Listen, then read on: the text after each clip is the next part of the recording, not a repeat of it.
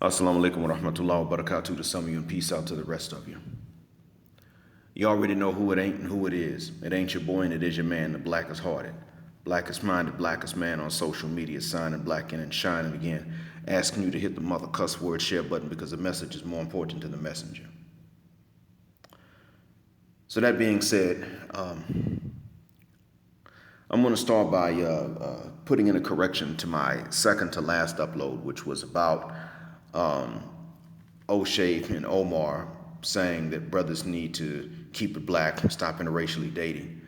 Brother Jackson, on one hand, agreed with Dr. Johnson that brothers need to keep it black, but on the other hand, he came in and said, see, Dr. Johnson pretends he doesn't know why brothers will deal with women of other races.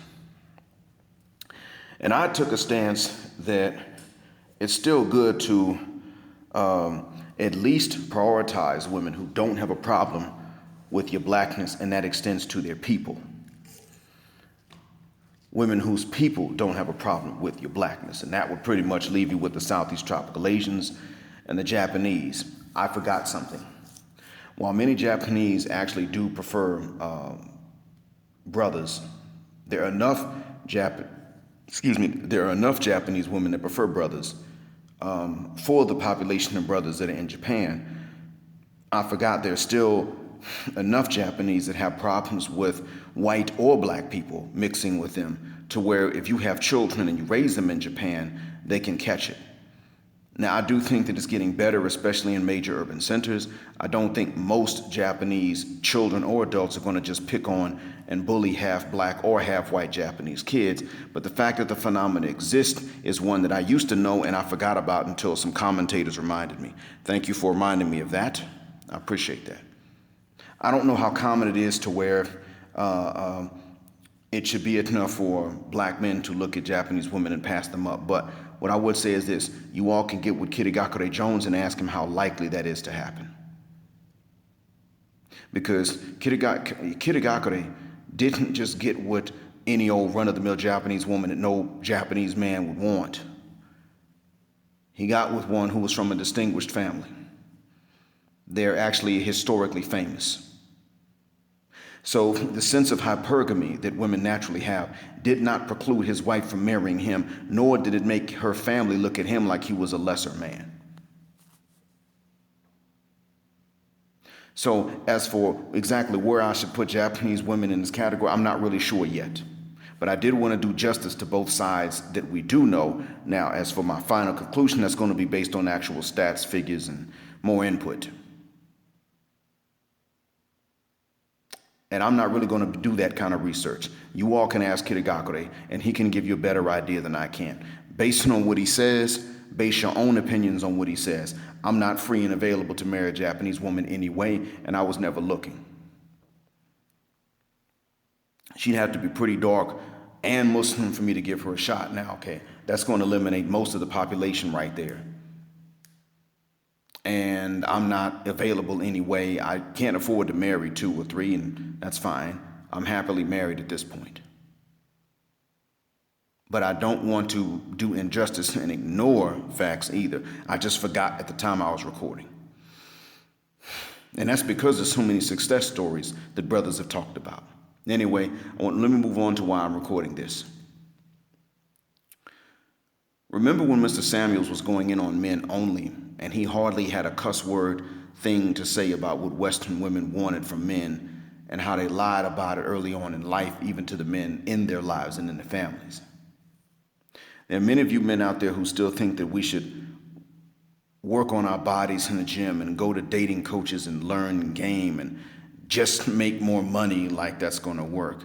A lot of you guys are conflating different things. You're thinking like the broads and you're justifying the ways that they think and judge men, and you're conflating different things.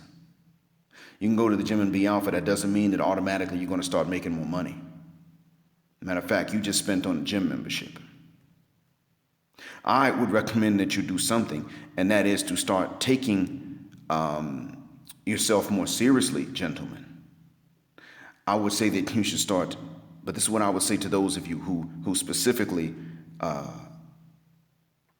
say that we should just work on our bodies and become more alpha, which really only has a definition in terms of a specific skill set or women's taste in you. So to all of you gentlemen that say this stuff, and I'm going to say names without hatred yet, I'm going to say names: Locario, Steve Williams, Ramil Amir, Mr. Valdez. If you think the way that you do, and you want to completely take the agency away from not only the white man when it comes to race relations and the economy and personal finances, but you also want to take all agency and accountability away from these ladies in the name of biology and swagger and they can't help it and evolution, then I would recommend that you start talking to ladies more, just to hear them say what kind of man they want, and then ask them what they will do for that same man that they want. Pretty much what Mr. Samuels did. The day he started to listen to these women talk about what they want, and then he asked that pointed question, what, in exchange for what from you, is the day that he became wise. And every time he does it, he gets wiser. And you will notice that he has less and less and less patience with the callers as they go, because he knows that the current callers have seen the previous callers and have heard the conversations, and therefore they should know better. They should know what's coming. And yet when he asks them pointed questions, they simply cannot give a straight answer. They try to dance around it, and they do everything except take effing accountability.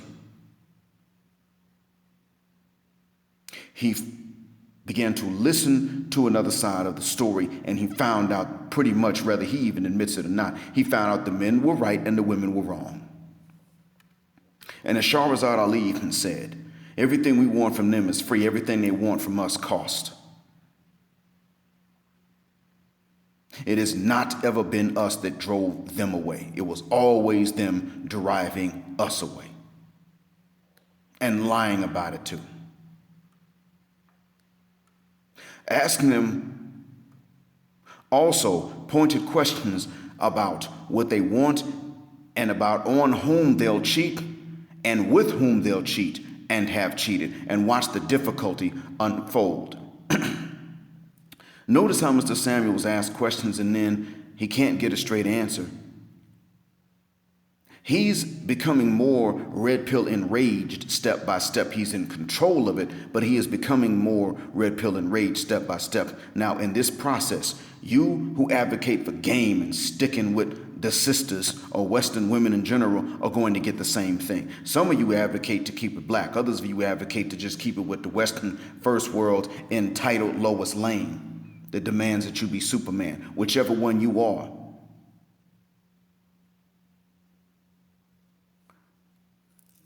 Whichever one, you're going to learn the same things that he's now learning. And these are the same things that most of us normal average men have had to learn. Some of you have had to learn these same things too. Simply put, look at who you can't get. And look at what you cannot get from some that you can just barely get with. And you'll see harsh lessons. And it ain't really because there's something wrong with you or because you just ain't man enough. You may have already experienced the communication barriers that the women erect, that men don't erect, and that women would not even allow men to erect. Now, to explain why guys like me say that we must stop making efforts to get any of these Western women at all, and stop making approaches, and stop giving them the options, here's the information that would explain to you why I say that. You guys who have listened to me know how I was singled out for mistreatment and more difficulty by black women in my hometown, and later as an adult in Atlanta. I shouldn't even say black women in my hometown, black teenage girls in my hometown. Later by black adult women in Atlanta. That evasive communication that you are now seeing them do with Kevin, because he makes them cam up and he asks them, okay, age, weight, dress size, and height. Not education, none of that stuff. He starts asking those questions and they're on camera. So they know that if they lie, someone that knows them is going to start to call them out, and they still lie. That evasive communication, dancing around everything, was not something that attractive women did to every guy. When I was coming up, they didn't do this to every single man. They did this to a few guys I knew and to me. You could count us on one hand in my hometown. I don't know how many of us to whom they did this in Atlanta back in the second half of the 90s. When I was coming up first half of the 90s in my hometown, the men to whom they did this could be counted on one hand. Nowadays, it's something that even unattractive women are doing to even you gamecel Negroes. It started as something they did when they had many options. To a few of us that weren't even black enough, be it visually or stereotypically. When she had options, a few of us that weren't what they were looking for streetwise were the ones to whom they did this, so that we would always remain confused. Because again, they know who's succeeding and who's not, and they want to make sure that it stays that way. Today, there's hardly a woman that won't do it and hardly a black man to whom they won't do so. At first, it was the attractive ones doing this to certain dudes. Now, you can't find one that won't do it, and you can't find one of us to whom they won't. They do it with him, Mr. High Value himself. They sit up to start lying. We have every right to be enraged. You just haven't seen it yet because they aren't demanding much talk from you, and you aren't asking for much explanation from them when you do have conversations with women. They're not demanding that you do much explanation. They're not even challenging you as much. And you still go through crap tests, but they're not challenging you nearly as much. And you're not doing the same thing to them either. Once you ask them what they want other men to know, men who the women don't want, what do you want these men that you don't want for yourself to know? Then they start getting evasive, and you'll see it. You've already had a chance to see it on his show because they not only don't want most men, but they also don't want the unwanted men to know why or how to change that and join the ranks of the men whom they do want.